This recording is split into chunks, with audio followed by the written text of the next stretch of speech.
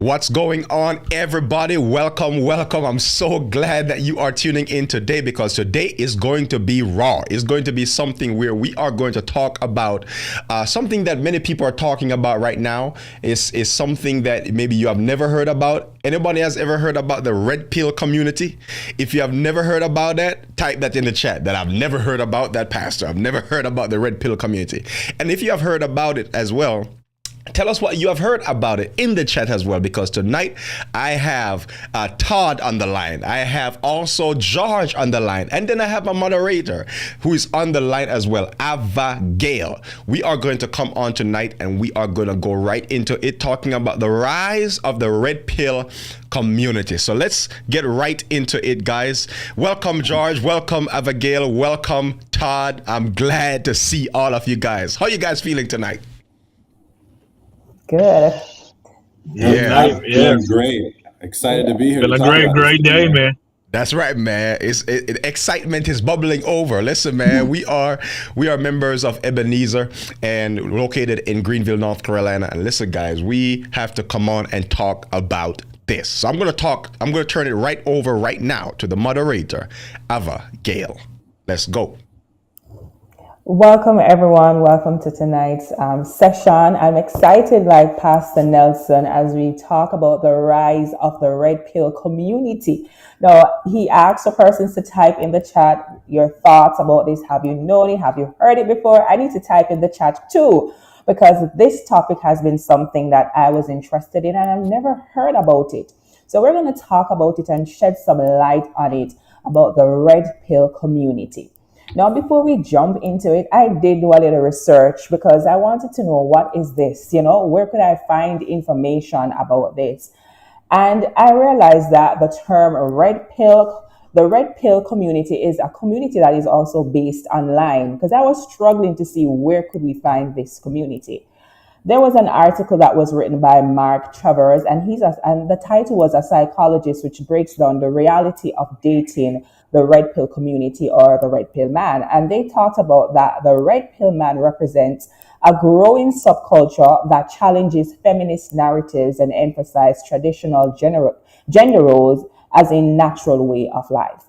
Now, before we go into this, that's a little definition. I want to hear what my presenters here tonight have to say about what the term comes to mind when you hear about the red pill community. Yeah, can I say something? Yes, Just real quick. George. Yeah. Yeah, so when the pastor brought this to my attention, it was funny because I didn't know this thing had a label, right? Like I Yes. just I didn't realize it was called the red pill community. But when he said it, I was like, man, that sounds eerily like the Matrix, like red or blue pill. And if you watch the Matrix Mhm. movies and you've seen the theme about making the choice, Mhm. one pill Mhm. allowed you to go back to sleep Mhm. in the reality that you knew, Right. and the other pill, the red pill, allowed you to step outside and see the Matrix for what it is. And Mhm. while I agree in some instances with the idea that we don't want to be asleep and walking through our typical days and giving over to just letting society do whatever it's going to do, we still need to Right. maintain some vigilance and stay broadly aware of things that are happening. At the same time, I don't necessarily think that in the way that they are going about it, and we'll chop it up, we'll get into it for sure, but the way they're going about it, I don't necessarily know if it's promoting the identity that we want to have promoted, especially in our young men today. And so there's a lot to it. So I think it starts with just understanding exactly where they're getting the ideology from, explaining it to the viewers that are listening right now, and just making sure they're on the same page. You all may have heard of people like, I think it's Kevin Samuels, Andrew Tate, his brother. You may have heard a term called manosphere or manfluencers, and all of these different things around the identity of men in our society today, and the feeling that they're under attack and they're needing to be liberated from the ideology that the world is pushing on them. So we'll put a pin in it right there, and I'm just gonna that's the first thought I had, was just the Matrix and waking up. But what are we waking up to is the question, right? Yes. Yep. Yeah, man, that Okay, was good well, breakdown because in the Matrix movie, man, it's funny how things evolve over time and people build concepts from different things over time, and it just become a whole brand. It becomes a whole community, a whole movement. And when I think about the rise of the Red Pill community, I was actually watching a podcast, and I learned it from a podcast. Sometimes I watch like podcasts like Hardly Initiative and Hardly Initiated. I think that's what it's called. And I heard about it on that because a lot of times they talk about men and they target men so that men can improve and grow and become more aware of certain things. It's not based upon Christ, the whole community there, Hardly Initiated, but they have some people who come on and give some spiritual, biblical foundation. And the thing that I've researched and learned about the rise of this red pill community is that a lot of young men are going into it nowadays.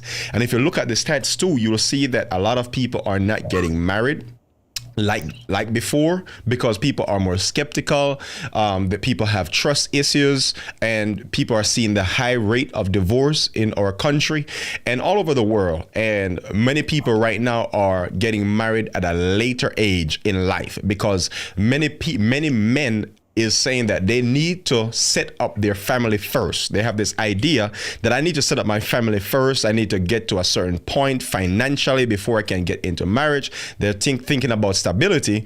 And all of these thoughts are leading towards something where marriage is not as high anymore. But when you talk about the red pill community, you have men now who are finding out in their experiences that women are cheating on them. They're experiencing hardship. They're experiencing failure in relationships. They're dating and trying to court and trying to get married, but it does not work out. And from those trust issues, they're saying that women are just gold diggers. Women can't be trusted. Women can't have the ability to love them. So because women can't love men, then men are saying that they are not going to put into effort and work to marry somebody and commit to somebody for a lifetime who they don't trust, who they are not going to be able to do life with, where it's secure. And so they have a whole philosophy where they see women differently. And because of that whole thought process, they're saying now I'm going to see women as just dogs where they just sleep with and just go to bed with and just use and abuse. Nothing attached to emotional well-being. They have this idea that we just want to be dominant as men in the red pill community, just be dominant and win and thrive and knock down as many women as we can because I'm not going to commit to a woman. That's the idea around the red pill community. Yeah, that's right. part of it. I think I agree with you. Like there's a level of what they'll call like toxic masculinity, Right. right, as a result of this. But a lot of this, and I may say some controversial things tonight around this because Pastor Abigail, Todd, like you all know about the theory of the law of gravity, right? Now, because someone says to me that I fundamentally don't agree with, that if you jump off this building, the law of gravity states that you'll crash into the ground and die, right? Even if I don't agree in whole with some of the things that that person stands for or is being right, in that moment, that person may have a point. Like the law of gravity is universal, you know? And so as a result of that, I got to adhere to the law of gravity and make sure that I'm not just overlooking some of the concerns or some of the statements just because of who the person or who is giving that information out at that very moment. Does that make sense? You know, and Right. so some of this is born out of, and there's been a shift in our society over time. And I'm choosing my words carefully. I have been Me Too over the Yes. last several years, right? And I think what happens is because of how our society has shifted, and it's not a bad thing that it's shifted. I want to make that very clear. It has shifted to where some men, and Todd and Elder Nelson, Pastor Nelson, I want you to jump in here.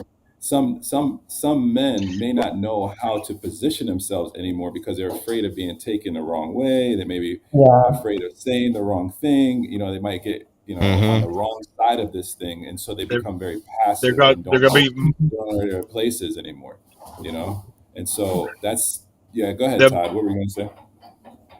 I just say they'll be called, macho, that they're too We macho or machismo, and a lot of this coming from, the pandemic. Looking at, yeah, we're in a postmodernism society, but if you look at it from the standpoint that we're looking at, we live in a day and time where sometimes it's hard for a man to express to be a man, and so, living an identity crisis, and so, looking at, red pill, red pill community, it's a postmodern terminology.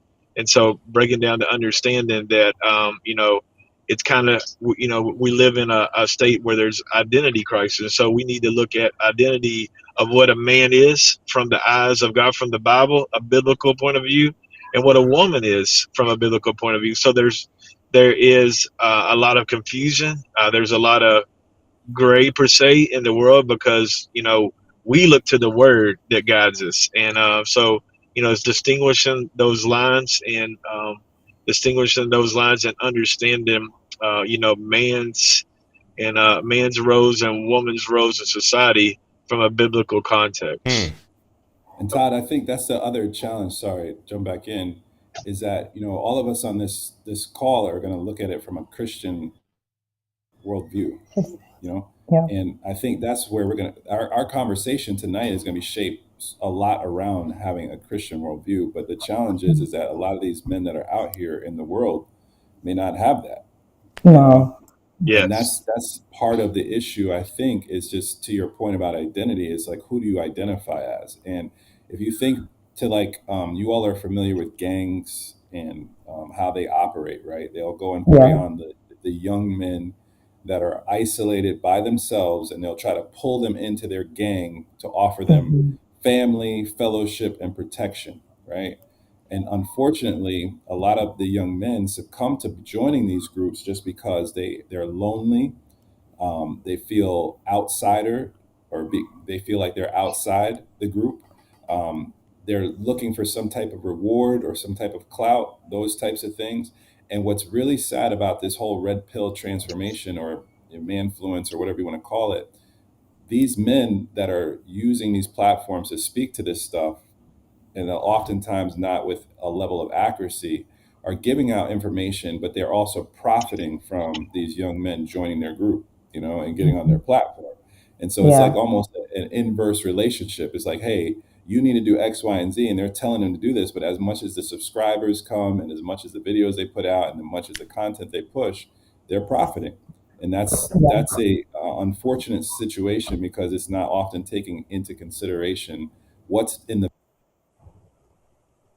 hmm George is gone, man. He's in the Yeah. hospital room somewhere. In the internet gone. He's gone. Yeah, but Well, he was saying some good stuff there because just reaching down to the level of the thought process behind those who are joining the community and other people who are influencing them. It is true that people have concerns, people have experiences, people are real with what they have gone through and why they have been joining or moving toward this community. And Todd, you made something that was very clear about identity, which was great. But I turn it right back to Abigail. yes. Yes, I like what Brother Todd talked about in terms of identity. And before we go further, I just want to welcome those persons that are joining us online. Saw Diania and Sister Annie that were saying hi and welcome to you guys. And we're talking about the Red Pill community.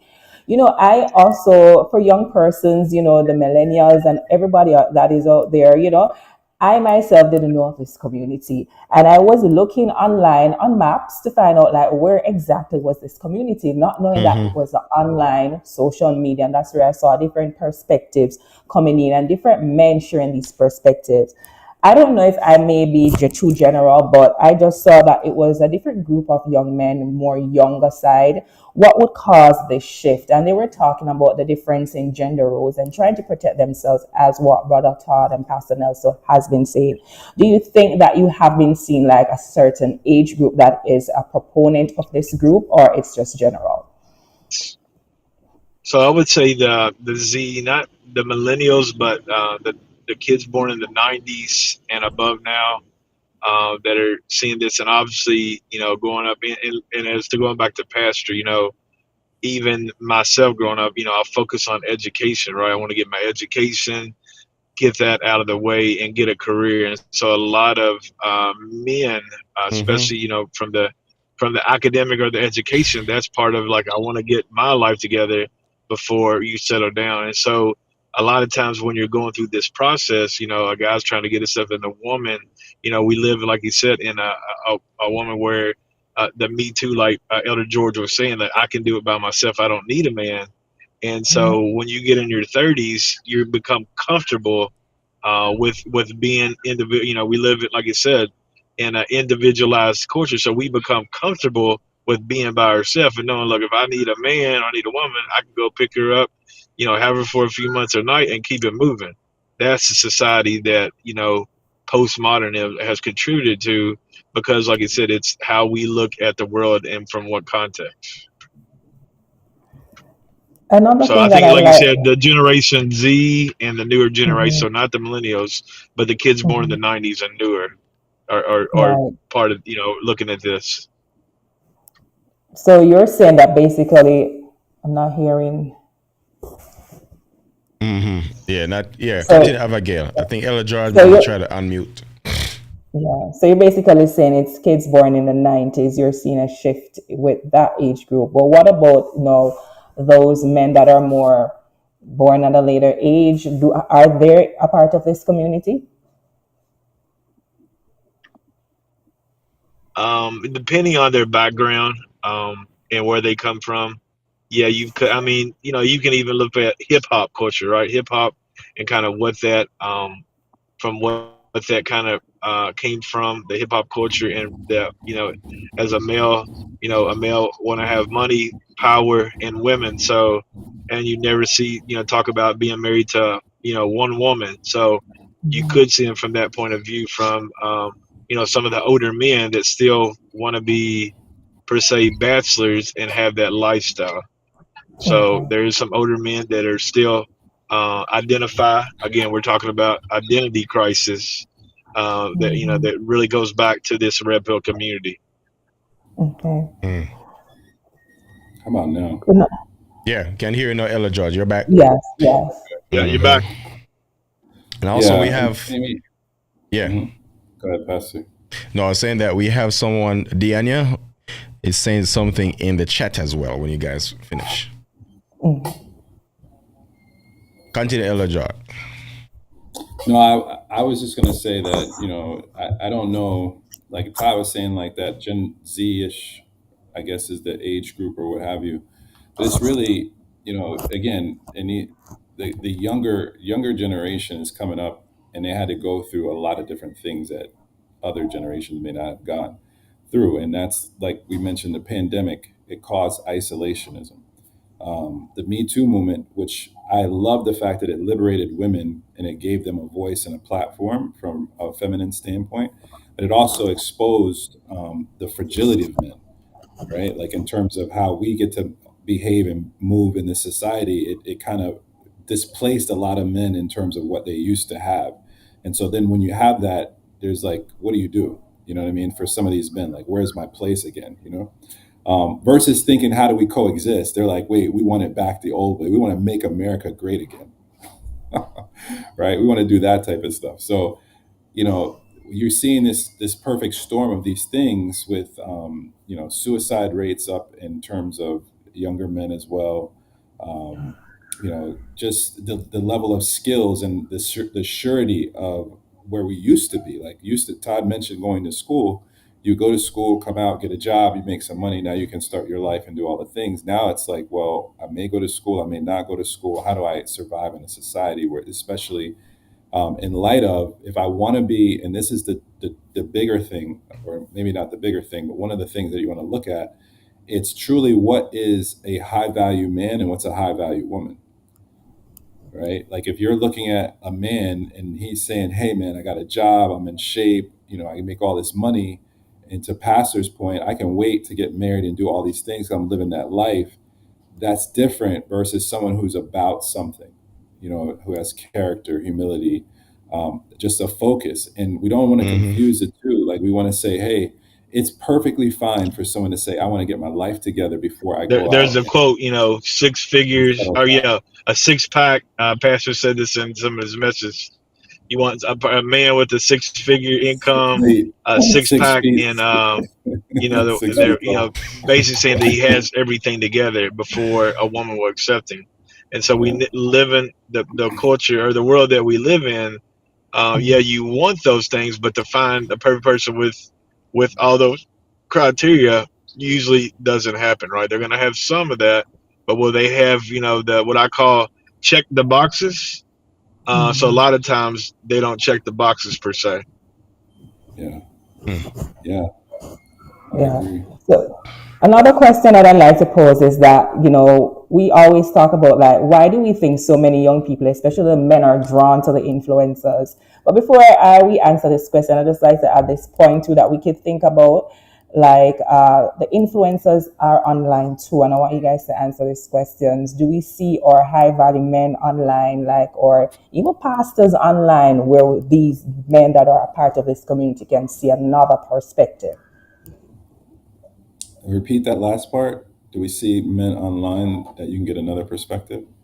Right. So they're saying, why do you think many men, young men, align to these red pill influencers? Another thing I must add to that too is that where do you find the high value man, those that are preaching what God aligns with? Are they on social media? So those are part of this community can also see them. Hmm. That's a good question. I think that I would say that you can find them. I don't know where Todd went. Todd maybe went off a little bit. Todd God, man. Yeah.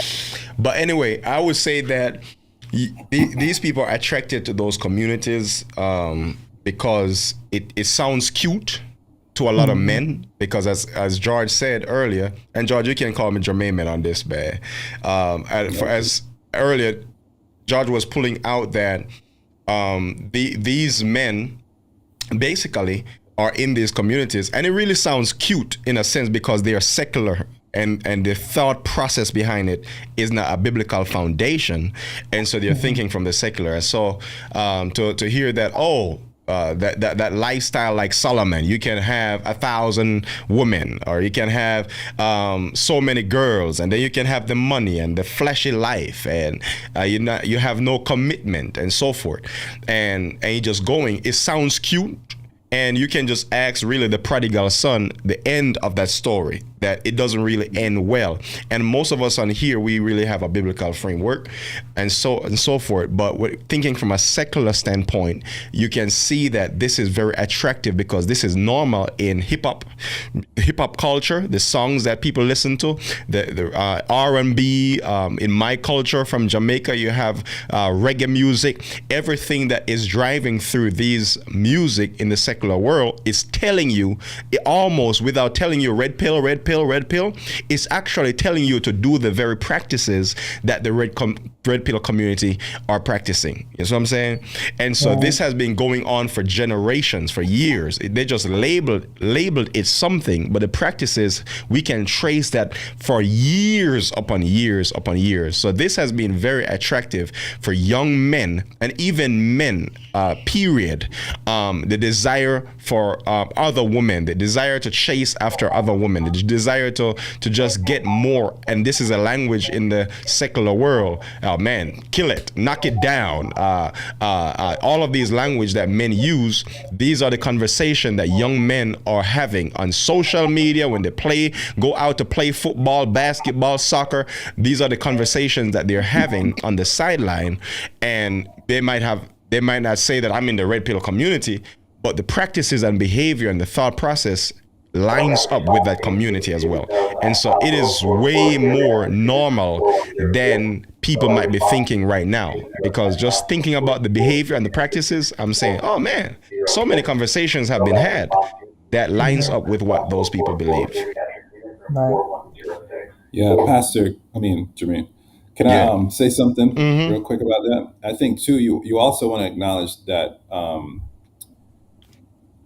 some of this is like, you guys know who Kevin Samuels is, or was, I should say, Yes. that name. Yes. Yeah. Yeah. And I too got caught up in that moment, man. Like I was Right. watching these videos, almost like a Yeah. train wreck.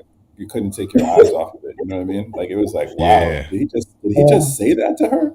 Like I can't believe he said this. It was that kind of stuff all the time. But for those who are not familiar, there was a gentleman named Kevin Samuels. He was on YouTube several years ago, and he was started out as just showing like how a man should be style wise, dressing and all this stuff, and then it Mm-hmm. evolved into this platform where he started having conversation about what a high value man looks like, making a certain Yeah. amount of money, doing all this stuff. And then women started coming at him and saying, "Oh, you don't know what you're talking about. You're not a good man." And he would challenge these women on his platform and say, "You're ugly, so why are you up here?" And all this stuff, right? And Wow. it was just very, I don't know, for me personally, because I consider myself leaning for women. Like I like to lean in for women. Mm-hmm. I love That's right. women so much, and Jermaine, you're probably the same way. I have daughters, and so I want them to have a place in this world where I feel like That's they're right. respected, uplifted, Yeah. and cherished, especially Black women, Yeah. more so Yeah. than anything else. And I feel like when I see other men downgrading women, and it's particularly in our community, Black women, it is nothing but a social behavioral programming that has been plugged into the mind. So when you're Mhm. looking at our society today, it's like he said, it's been generation of Generations. programming, of listening to rap music, culture, Mm-hmm. denigrating women, Yeah. even men ourselves. We Yeah. use the Yeah. N word with each other. We Exactly. call women the B word. And it's just cool. Right. It's Yeah. like this It's just mindset to me. normalized, right? Yeah. Yeah, it's Yeah. crazy. And Mm-hmm. so as we look where we're at now, we're seeing the fruits of that, right? But what my Mm-hmm. question to the both of you Mm. is, given that we have a worldview from a Christian standpoint, Yeah. where has the church failed this community to That's provide good. That's good. solutions, opportunities, answers, content like we're doing tonight? Like where Yeah. have we truly let that community down? Where young men feel like this is the way to go, and they're wanting to Mm-hmm. listen to Let this me hear this from type. Ava. I want to hear from Ava because I mean we have the good thing Pastor, in you're on every. mute. I mean, Jermaine, you're on mute. Oh, you can't hear me right now, Still can't hear you. Ava. Can you hear me? I can hear you, Pastor. Yeah. And I can Okay. Maybe. hear. Okay. So if you can hear him, that's fine. Right. Yeah. Yeah. Try to work on that, George. Try to work on that. Yeah. Yeah. All right. So George pulled out a great question because when Yeah. it comes on to the And church. he just going. It sounds cute, and All you right. can just next I'm week. hearing myself now, George. There we go. Yeah. Yeah. All right. So I would say that Abigail, I want to turn it to you to hear what you said because we have a lot of young people in our church at Mhm. Ebenezer, and even I see the Anya on, I see Annie on, I see some people in the chat, and we're coming to you in the chat. By the way, we're coming soon to you. But I would like to hear from you, from you about when you think growing up, where do you think the church has? I wouldn't say if as George said, failed or could have done better in reaching these individuals who are massively joining this community. I would say that we somewhat fell down in terms of programs that we cater to our young people, like programs that can Mm-hmm. reach them, where we can interact with them and hear what's happening. Because, just showing up to church and saying, Happy Sabbath, how are you? You're not really, Mm-hmm. getting to know what's on their mind, what they're Right. thinking, because we have social media that's impacting them every day. New slangs, new dances, everything that is coming Right. up. Yeah. But I think something that my church used to do back home was this elder. If he's able to see this, brother Michael Roberts, he had something every Wednesday night called rap sessions. And that's where we just came and we just talked about things that young persons were dealing with, things that were happening Really? in the world that we face, and the issues that we were having in the church. Wow. With him being the elder now, he would take some of these issues back to those higher heads in the church and the Mm-hmm. leaders to see how we can cater to the youth. I I like think that. that our church, wants to do it, but we need to have more interaction, more connection where we're down on their level and create programs that are, structured towards them because social media is out there. Here, Brother George said he Yeah. was glued to Kevin Samuels, and that's what social media does. So the Yeah. church needs to provide programs that keeps their young people glued to them in terms of interaction, connectivity, and you can hear what they're dealing with and find persons who can help them. That's good. That's Yeah, good. we used to have that too. We used Yeah. to have Right. Friday night rap sessions here at Ebenezer back in the day, man. It was just, Listen, but man, it some things need offered to them the come back. opportunity. Yeah, it Yeah. offered that opportunity for them to come and just be a part of a Mm-hmm. community. But to Right. your point, and here's the other challenge though, right? Because Mm-hmm. Mhm. physical, yes, absolutely. But to your point, youth are more virtual and segregated than any other time in history. That's You true know, too. they, Yeah. my daughter does not leave her room. My son Mm-hmm. does not leave his room Yeah. when they come home. They come home, they say, hey, and we don't see them until the next Right. morning when they get ready to go somewhere. And Mm-hmm. so we have those are opportunities. While they present challenges, I think there's still good opportunities to create alternative content that actually points them in the right direction, Yeah. and making it, I guess, editable for them, right? Like they Yeah. want to understand, because at the end of the day, it's all of us are just seeking answers, Yeah. to common problems around Mhm. loneliness, common problems of like, Jermaine, you were like this before you met your wife. He's like, man, I like her, but what do I say to her? Yeah. Like, Right. how do I Yeah. approach this? Yeah. Man, I got no job aspirations right now. How Right. do I Yeah. make money? Mm-hmm. These are universal problems that don't Mm-hmm. necessarily mean that the world is only facing. Christians are facing these same things too. Yeah. And it's Yeah. like, if we can tap into that type of thing by just helping provide a safe space for them to come and check it out and be like, yo, this is how we deal with this. That's This is how good. I went through it. That's I'm good. no different than you were 10, 15 years ago, And the Mm-hmm. last thing I'll say is that, in our community, quite different than a lot of other communities. When I talk about our community, like the Black community, I see Jewish communities, I see Indian communities, I see Chinese communities, even Hispanic communities. They have a more tight knit group where Yeah. they're bringing them each other together. So you see mom, dad, grandparent, uncle, aunt, All together. all in Yeah. the thing together. Neighborhood. And they're sharing information. They're sharing like, hey, you remember what it was like during this time? This is how we got through it. I never want you to forget. This is who you are, and this is where you came from. If you look at the Black community in our society, we have historically been separated as a family unit. Yes. You Yes. take the man out the home, right? You leave the woman and the children together. We celebrate the idea that men are off, like Papa was a Rolling Stone, right? Mm. We celebrate it, right? We actually celebrate this stuff, and as a result, we're getting what we got, right? And that's part of our challenge as well. It Yeah. starts with helping people identify, like, look, God had ordained that family unit in the Garden of Eden. He wanted them to be together for a reason, and also keeping Christ at the center for a reason. The challenge is when you have separation in the home, you can't. It's hard to bring that back to keep it together if there's separation happening within your own home. And so the challenge becomes is how do we solve for that, right? Like, how do we put things in place? Not only do we do things like I was talking about in terms of rap sessions, right? Because it's not one answer. It's a multitude of things that you have to lay Yeah. out. How do we bring that in place? How do we get people to engage in online communities, right? Like we're doing now. How do we help bring families together and give them tools and resources to help educate their youth on the history and what the psyops, that's a word for you guys. You guys know what that word means? No, man. Break it Psyops. down. What's that? Psyops is just like when you watch the media, there's certain information that's being communicated to you subconsciously that you're not even aware of, that they're purposely putting out there, feeding you this narrative until you believe it is your own thought and your own narrative. Yeah, my wife was telling me that. That's good. That sounds like the algorithm on social media. That's the algorithm, Algorithm man. on social That's the media. algorithm. Yep. I can't stand the algorithm, man. Like, I want to just make dummy accounts because I'm not one thing, but they just give me the same thing over and over and over and over until you think, oh man, that's my idea. It's not. Yeah. That's how it works. Yeah. It's like the movie Inception. They impregnate your mind with a thought, and you think it's your own, and it festers and grows, and it has an output at some point, right? And it's those who put the idea that benefits from that you having it, right? Yeah. So And you have to battle that. yeah, while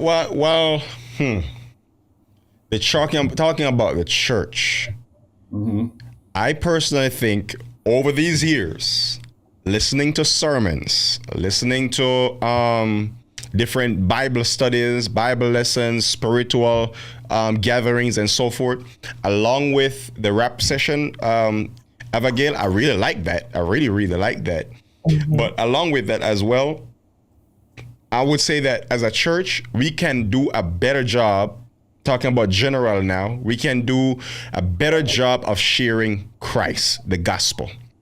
I think that many churches have not done a great job or have put forth enough effort to put Christ before the people. And so you have youth who come to the church, but they leave at a certain age. And I think that it's because we have not taught Christ well or preached Christ well. We have said his name or done something, but I don't think that people really understand the gospel. So many people, when they get to a certain age, young people especially, they want to leave the church. They want to go away to somewhere else, or they want to explore the world. And I think part of the reason is because they have not developed that relationship with Christ, because I don't think that as a church, we have generally made Christ look accessible. I hope you understand what I'm saying. Yeah. So, I'm glad you're saying that. right. So I think that because of that, they think that because I'm having certain hormonal changes now, because I'm feeling this way, I can't stay in the church, or I can't stay with God, or I can't struggle with God. You understand? I can't struggle with God.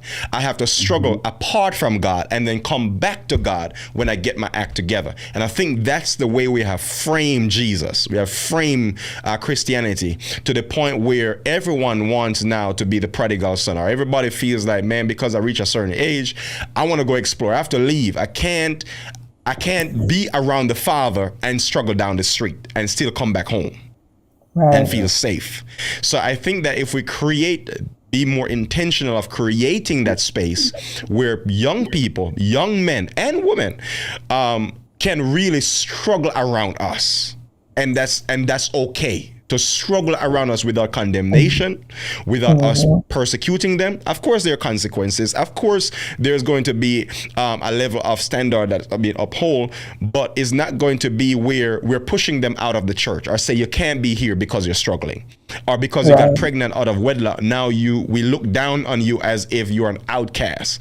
I think if we preach more Christ and model more Christ through the Spirit of Christ, I think more of these young men wouldn't want to join this community, because they would see hope in the fact that Christianity or Christ is beautiful. It's an amazing experience. Right. Christ and Christ crucified. I mean, Yes. That's what Paul preached, and he preached Yes. it to all kind of communities and all different denominations. Yes. And even in that statement, when he was on Mars Hill and they were worshiping all those different gods, if that was us today, we'd have went in there and said, man, you guys are devil worshipers. You're not worshiping. Right? What are you doing? You guys are stupid. All those things. But Paul, being cunning, said, hey, I see you are a worshipful people, right? And you have this statue of the unknown God. I want to talk to you about this God. This guy. And I'm not going to preach tonight, but I'm just saying, you can preach. The message you're talking about, the message you're talking about is biblical, because what we tend to do is we cloud the message of Christ with all these other things that take away from the beauty. And that unfortunately makes other people either run away or leave it up to their own interpretation. My God. Yeah. And that's the challenge. And now here's the bigger challenge. Right. You are now competing with all of these other infiltrated voices outside of the church more than you ever had before. You know, a couple weeks ago, we sat down as a pastoral team and said, hey, let's come together and figure out how we can keep touching the church more regularly, right? So that we're still connected. Because when you think about it, how many times do you pull out your phone every day? All right. You know what I mean? It's like, that's what our children are dealing with. It's like the onslaught. So if we're doing that, we want to make sure we're giving them the true identity, the true message of Christ. I love what he said, Jermaine, when you said that you want to struggle with Christ together. Because so many times, and I've been the same way, that you're like, no, I need to get myself together before I come to God, not knowing that God is the one that gets me together. And that's the challenge that we have. And if you think as an adult, right, a young adult, an adult, that we're feeling like that, what is a 15-year-old is going to feel, or 23-year-old is going to feel? You know what I Yeah. mean? If you think about it. And so And we that's the big challenge. and Ella George, to your point too, which I like.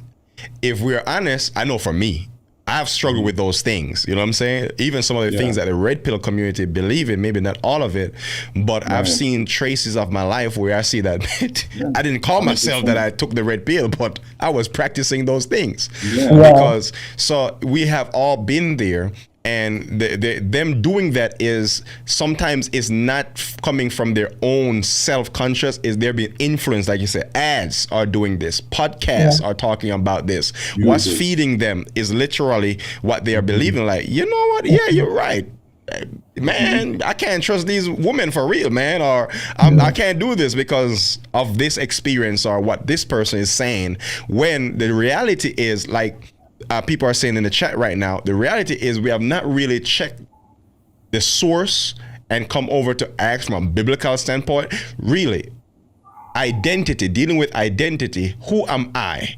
Why am I here? How did I get here? What's my why on earth? And all of that, and who are doing marriage well? What are some? Is it that all women are bad? Is it that all men are bad? And acts and challenging those ideas that are out there, so you can come to a conclusion that no, there are women who are out there that may be doing those things, of course, and there are also men who are out there who are doing those things, but not everybody is doing those things. And there are good women out there, and there are good faithful women. And Avagail said, where can we find those individuals? I want to say that, yep, come to my church, Ebenezer. You can find them at Ebenezer. You can find good women at Ebenezer in the name of Jesus. And really and truly, that should be the safe space. If even if it's not for a lot of churches, it should be the safe space for relationships to be born. It should be a space where people are like, man, I met my wife in church. I saw when in the congregation, I said, who is that girl? It should be in that space where churches, man. And I've heard a lot of testimonies where people met in church. And so that is something I would say that's one place that is a safe space, should be a safe space. It should be a safe space to choose from. And you're 100% right on that, man. It should be a safe space. And just for those that are in the chat, again, we're talking about the red pill community. It's for some of the older folks that commented in the chat.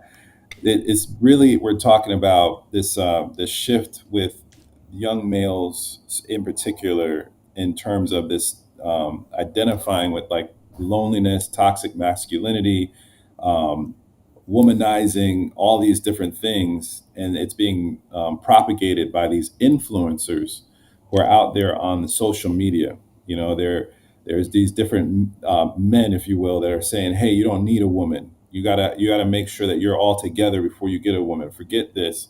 You focus on this, focus on yourself. And while some of the things that they're saying are, you know, right, I'll be honest, like some of the things they're saying, you definitely want to lean into that. A lot of it, though, is preying on the insecurities that these young men have. And as a result, you're seeing things and behaviors play out in a negative way. And so that's what we're breaking down tonight. And so, you know, what we're talking about, because we have a Christian worldview, how do we help get Christ-centered identity into these people so that they know that what God has intended for them, right? And what God is truly, what's up, Todd? Yeah, welcome back. Welcome back. What God is really wanting for you in your life, and how He looks at it, right? And so, like in my research, we talk about, Jermaine, you brought it up several times about identity. Yeah. You know, and when you and we have to be careful of the IMs, right? Like what I call the IMs, like I am fill in the blank, right? Yeah. Like when I say I'm a vegetarian, that means that I identify as someone who does not eat meat. You know what I'm saying? But if I say I'm a smoker, I also identify as somebody who smokes.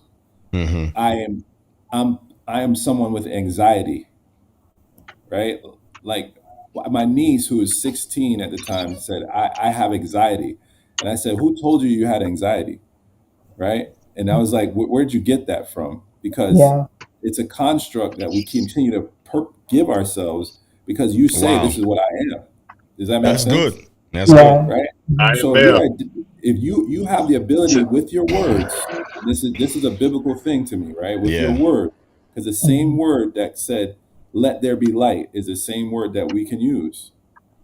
You have the ability to create your own identity and Yeah. shift your own focus on what you are and who you're going to be, right? I may be addicted to pornography, but I could say today I am not watching Yeah. pornography.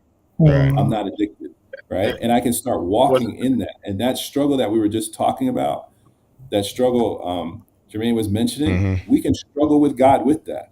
Yeah, And, exactly. and ultimately, that's the other pill. I want to say the blue pill, but that's the pill that we want to take. It's the pill that says it's okay that I struggle with these things. The gospel pill. Yeah. The gospel The pill. gospel pill. Gospel. It's okay that I struggle with these things so long The as real I'm blue struggling pill.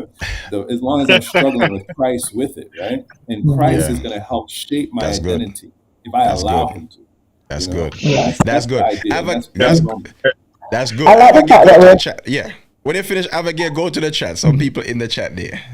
What are all right, let me go to the chat first. What are the questions? I've not seen them on my All side. right, So let if me pull you them up want on the to, screen. yes. All right, there we go. I don't know if you see this.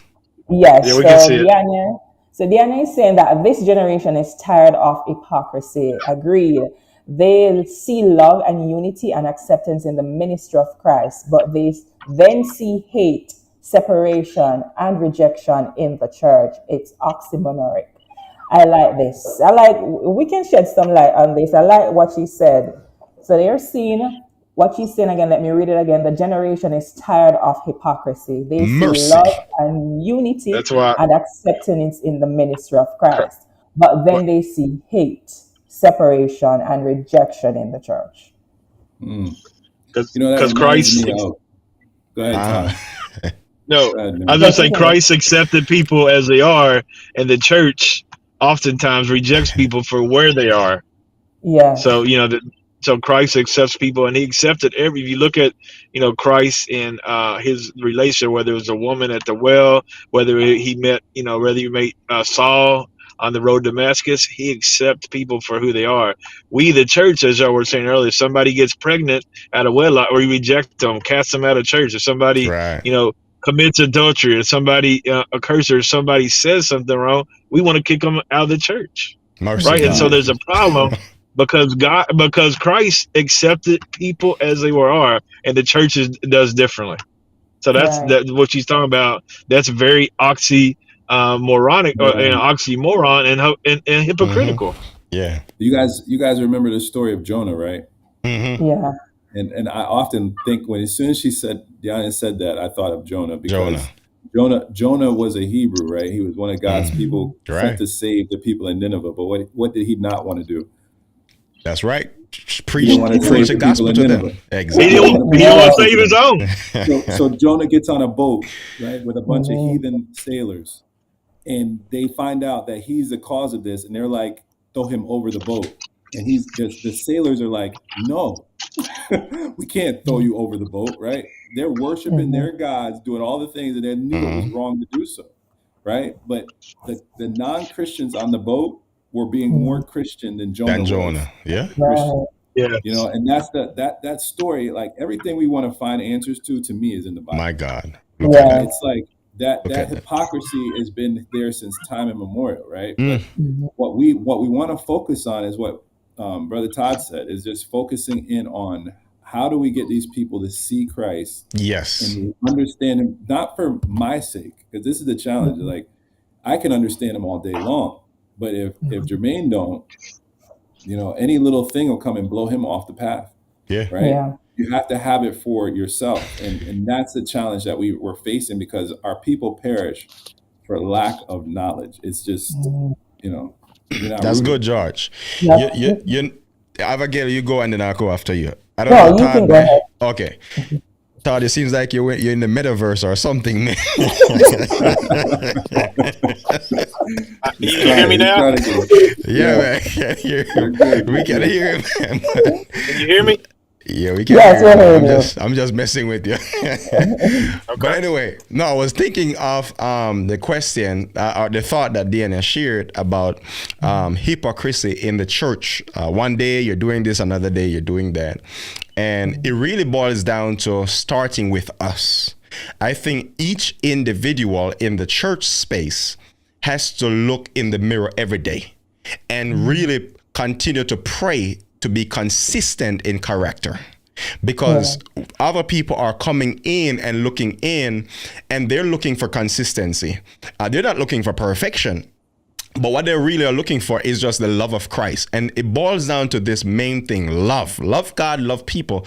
Very important. The thing with young people is that they will accept you, they will love on you, they will even be with you in your mistakes. They'll be with you in the different things that you might be doing. But the thing that they need to know that is that they are loved by you. Yeah. And that is so key, that they feel the love when they come to the church. When they get to know you, they know that, man, this person really loves me, cares about my emotions, cares about my well-being, cares about my prosperity, cares about my stability, cares about my entire being. And that's what Christ did. He loved on people. And the disciples, when they were going out, some of them weren't perfect. Some of them had different opinions. Even Peter, after the resurrection, was still doing some practices contrary to what Jesus taught. He was still having segregation going, like, no, I'm going to be with the Jews people. These Gentiles, I'm not even going to sit with them. And that's after the resurrection. These are people who are going around teaching church how to live. And Paul even had to rebuke him. So it just shows us that they were still growing. Even after they have been fully anointed with the Holy Ghost, they were still growing in Christ. And I think that young people will embrace us more. Even myself, I'm young. All of us on here are young. But we'll embrace more when people don't put up a facade and show us that they're growing, but still be loving. And that's the key. Yeah. Still be loving. And so I'm challenging everyone who is listening, man, as a church, to look in the mirror every day and say, Jesus, let your love reign through me today. When I go to church, if I see a guest, if I see someone just shows, I don't know if they're in the Red Pill community. I don't know what their thought process is, but I want them to see something, watch this, different in me. I don't want them to see something that other people in the ads are telling them on social media. Me, Jermaine Nelson, I want, when I go to the soccer ground, they don't hear me cursing. They don't hear me talking about, man, I want to slay this one and the other one and the other one and the other one. I want them, when they talk to me, they say, man, this is a man who loves his wife. This is a man who loves his family.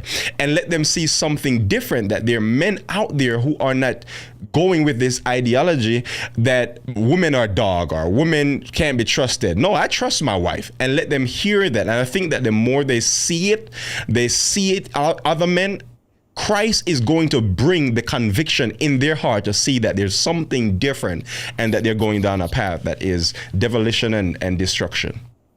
Yes, and so true with that is that what we can come back to is identity and identity in Christ.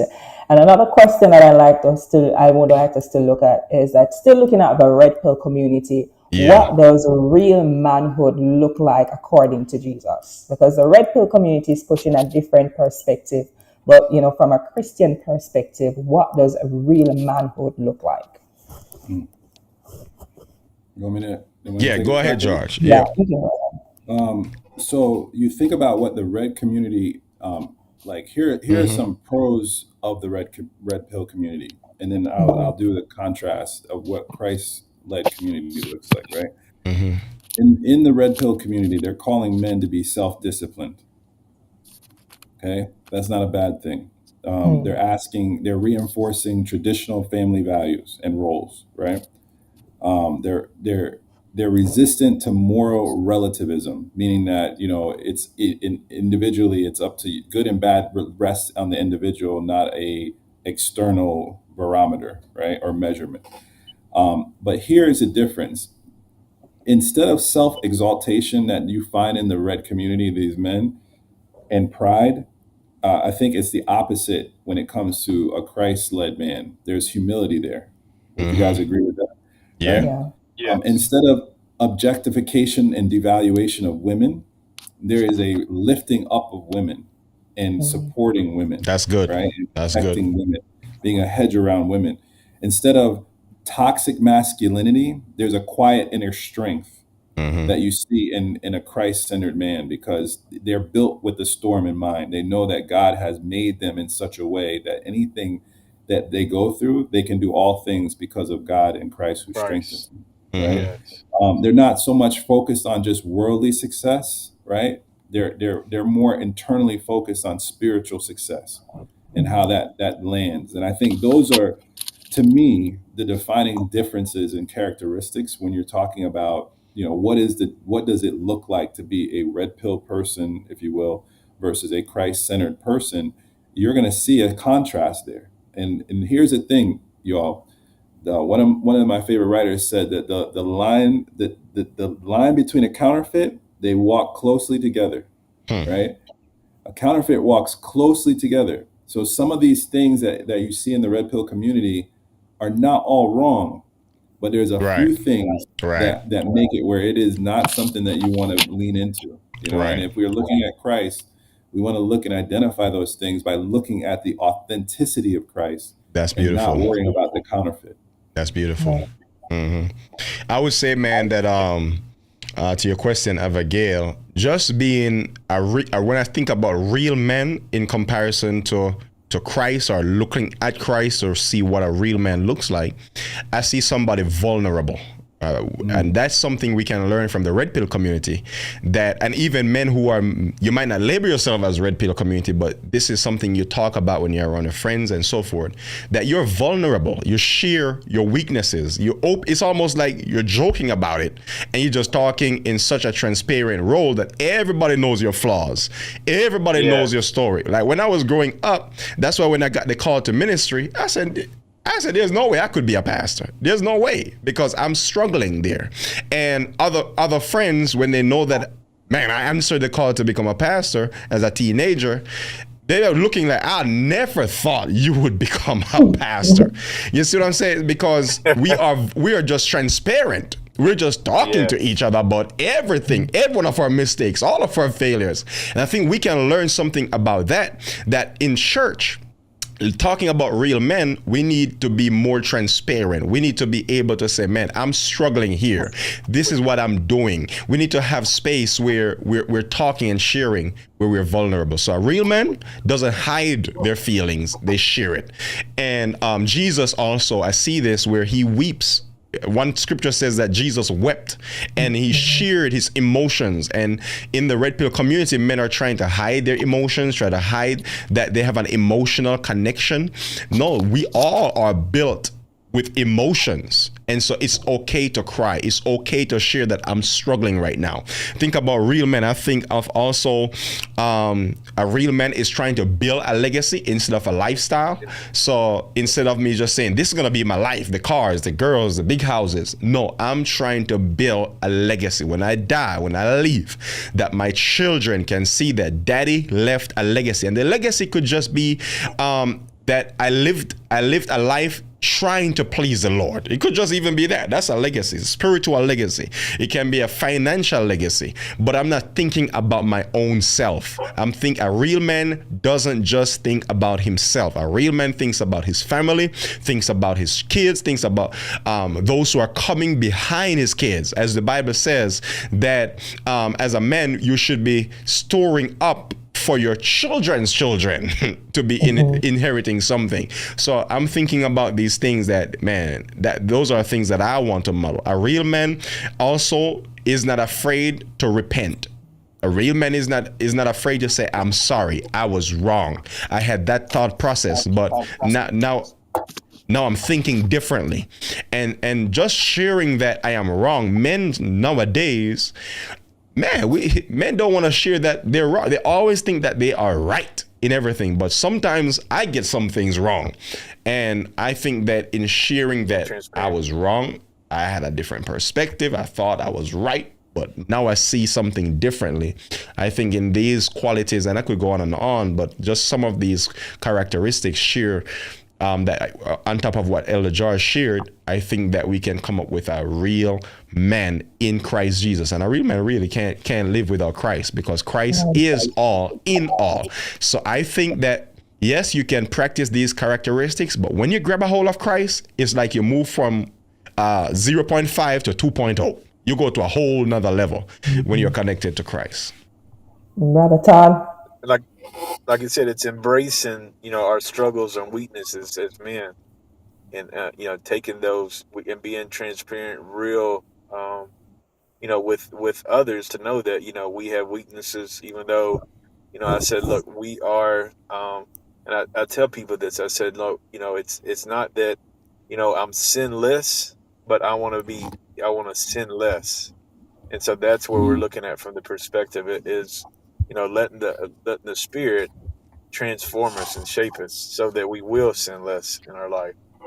And so that's important as we grow closer in Christ day by day. Yes. Yeah, I remember Elder George shed some light on speaking of the community in terms of separation, where father or mommy or daddy gets separated. And speaking of identity, do you think that when we have lack of father figures in the home, this plays a part in what our young men or boys should have in terms of growing up? Lack of daddy in the house, no father figure. Does this play a part in like pushing some of our men towards that red pill community? My God. Oh yeah, yeah, Definitely. 100%. 100%. 100%. Like that's part of the process, especially in the Black community. Like I was mentioning earlier, I think it's just by design. Yeah. Because you can't And model Satan's what you don't see. You can't model what you don't see, and it's hard to represent something. And a lot of, so you think about it from one generation to the next. You take the father out of the home, the mother has his son. The son grows up, right? He sees what the mom does. Now it's a coin flip, because he's trying to imitate behaviors that he's not learned himself. He's just trying to figure it out. So now this man has another son out of wedlock. Now the same son that's out of wedlock is trying to, or not, the father not being in the home, is trying to imitate something else. And we're all looking for something. I don't know about you guys. We're always looking for something to say, hey, I want to be like that. Yeah. Yes. If That's I don't correct. have a foundational person in the home that's showing me, like, this is how you treat a woman, this is how you take care of a household, this is how you be responsible, this is how you lead a family in prayer and make sure that their spiritual needs are being taken care of, this is how you provide, then I got to figure all that out.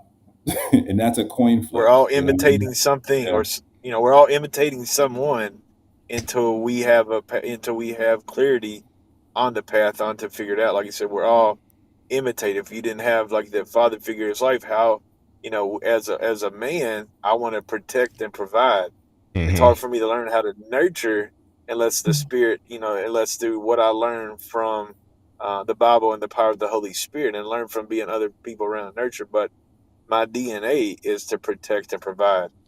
And so that's what we're given. Like Elder George is saying, it's important that we see that, Satan, that the world has tried to take out the man. That's that's a plot that Satan has to try to take out the man, because he knows if he can take out the man, he can take out the family. If he can take out the family, he can take out the church. If he can take out the church, he can take out the community. And take out the community, I can take the world. And so it's a diabolical process that they rid the man out of the house. And it's all calculated. As we're talking about, everything in this culture has been calculated to really break down families, separate families, so that even the men in the home, they can come up with thoughts and process like, oh man, I'm not going to get married one day. I'm going to just have 5, 6, 7 different women to sleep with, and that's going to be my lifestyle. And it's all calculated. When you look at the ads that are being running, when you look at social media, when you look at one of the biggest financial institution right now is a porn industry.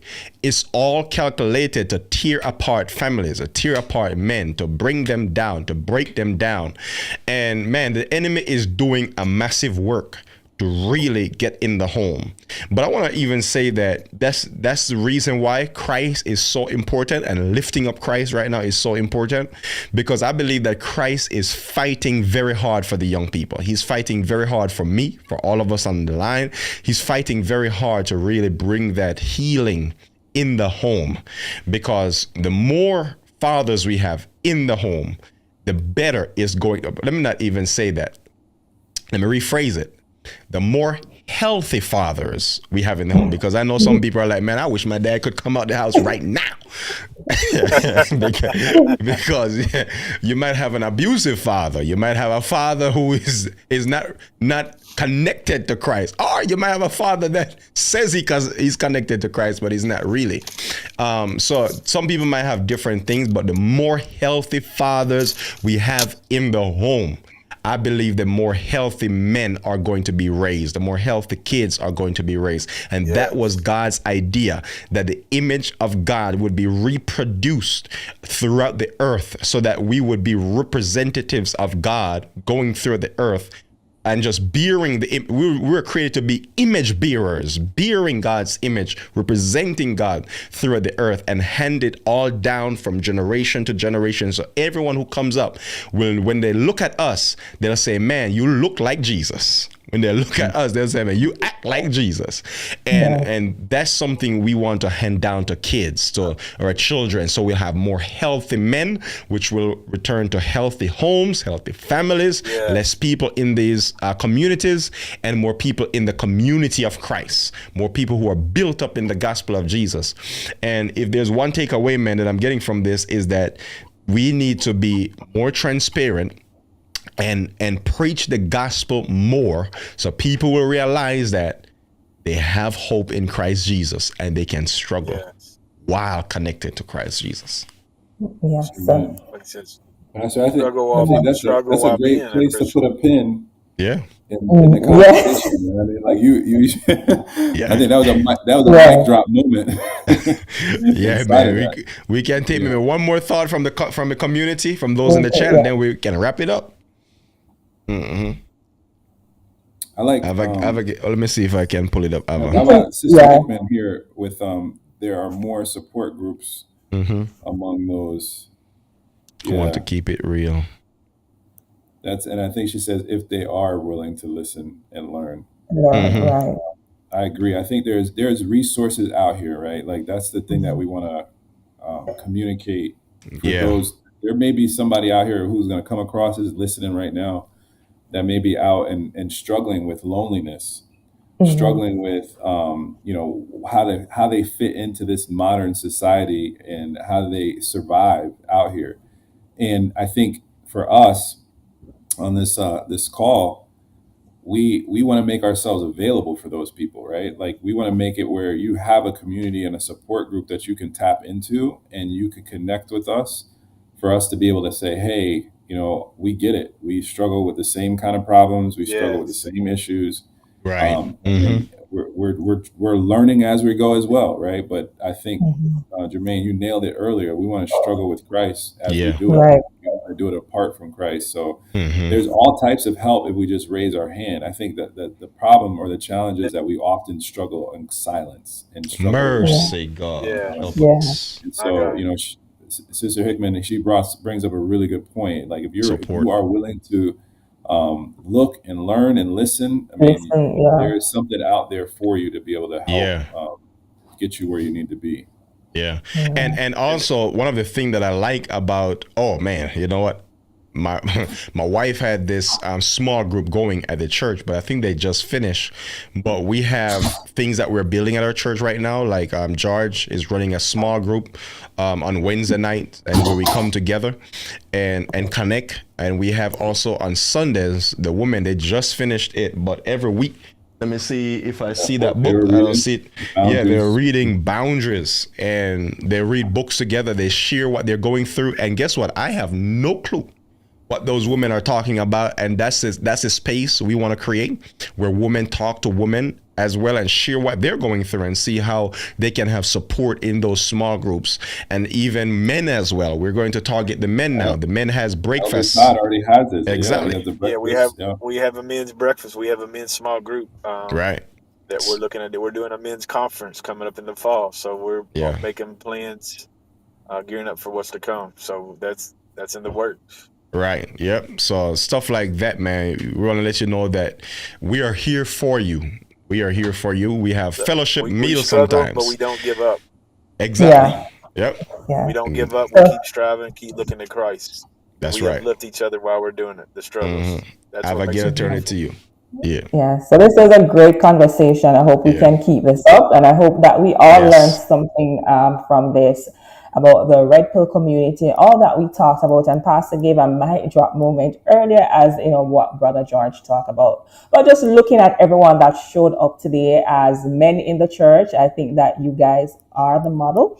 And I hope that our young men looking in can see models like this in their daily lives and can find you, as we talk about, in the church. And I'm just happy to see that we have men who are Christ-like and decided to come on a live like this tonight and advocate, for better Christ-like representation in our world and in our society. So we hope to have this event again, Pastor. We can keep it up, and we hope that Next our Friday. young people, young people gain from this. And it was really an eye-opener. And we thank God for this presentation. Awesome. Thank you, Abigail, for moderating. Come on, put your hands together for Abigail. Yeah, awesome. We're going to have the remix next Friday now. Exactly. A different topic. Listen up, guys. Remix. Exactly, Todd. I think next week, you don't want to miss next week, because we're going to talk about something. You're going to hear about this soon, what we're going to talk about next week. But listen up, guys. You don't want to miss next Friday at 7 p.m. We're coming back on so we can do part 2 or do something different.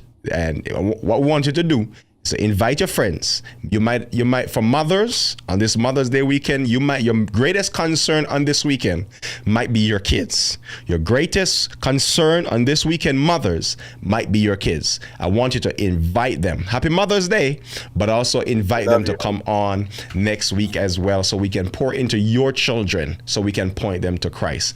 Happy Mother's Day to all the mothers. God bless. And we'll see you next time. God bless.